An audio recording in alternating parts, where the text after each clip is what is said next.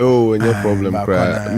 My position is near cases here. They are names here. Yeah, I'm saying na me this ankomwe cases are emunyedu eninyina so enimfin ninsa say you best say the state's time and the state's energy on it. Okay. So will be a publish it. Akuma FM 87.9 Kumasi. Say Obama dear no. We publish it false news and na bibia.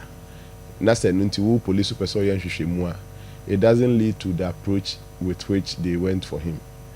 Mumye nya sa nkrofo dan no bubu ne pono say no. Yeah, we are actually formalizing what so far yin na yem. The kind of crowd there. Oh, much me abefa ba bo promo pay ani acho. Yeah.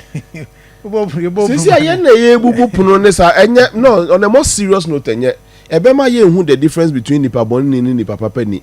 If nipa papa use nipa bonni approach no 87.9 nipa bonni na eba obebu pono. And na mo your official state for operatives. Are you also using that same approach? Oh, media bad. And the substance of the matter nonsense no. It is something that rabbit me handle. And usually nimdiene mrani nyansa ni hwana honambre gidi fem. If the law can handle it, let's see how we modernize our security operatives nesa nema. And na sa the other person fancy then no. Back into the regulation, na prince ka ho asem. Who nyina de hadwe. Akuma FM 87.9 Kumasi. A jollof de nanye. Oba no ka ho no. Nti am ka say o ka wo fancy then the platform so. On no set a platform. No fancy comedy the obi anka say why boni bia o. But the platform has been used to threaten a ban regulation or also will take extreme interest. In who and who comes onto the platform. Momo DSA. Obi beka some when your platform is mo issue disclaimer. You distance yourself from the comment. You insist the person withdraws and apologize.